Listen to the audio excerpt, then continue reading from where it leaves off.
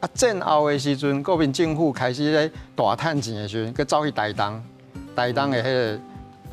做一个往来罐头的工厂安尼，所以台东嘛有，所以变成讲台湾全部的所在其实拢有这个往来生产的所在，所以其实台湾就是真正变成一个凤梨王国安尼。变讲是咱台湾迄个时阵吼，会当讲是拼外汇、拼这个外国经济主要的这个名气商品的。是，伊是日本时代有拍基础伫个啊，所以到战后的时阵其实有延续这个物件伫个吼啊，所以基本上你本来就有这个工业伫个嘛，所以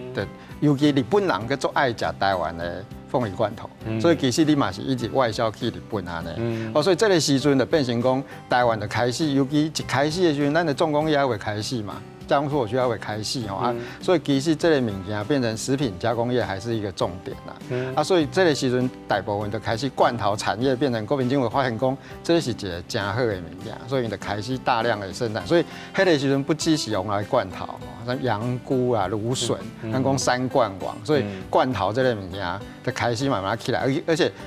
国民政府跟政府的时候，其实也有加强伊的品管的改革，就是说每当个好一种小的那种，像日本时代一种一间迄种细间的迄种个出来，啊大间的较有企业、较有规模咧做，所以其实迄个时阵规个就起来。但是呢，到一个时阵的时阵，迄个时阵美国嘛是拄到这个问题吼，因为迄个时阵台湾的人工还算便宜，所以其实产业啊像。夏威夷的拄到这个问题，就是因为人力已经开始慢慢没有那么多，所以因就外移出来。美国本来要来找台湾，台湾就讲这袂使，就拒绝，因就走去菲律宾，因走去菲律宾生产因的凤梨罐头。生产凤梨罐头以后，你嘛知影，战后其实美国对日本是予取予求，所以这个时阵伊就讲，你袂当跟他买台湾的罐头，你爱为菲律宾去买，所以咱的罐头其实到遐的。受阻啊，再加上咱的人工开始起来，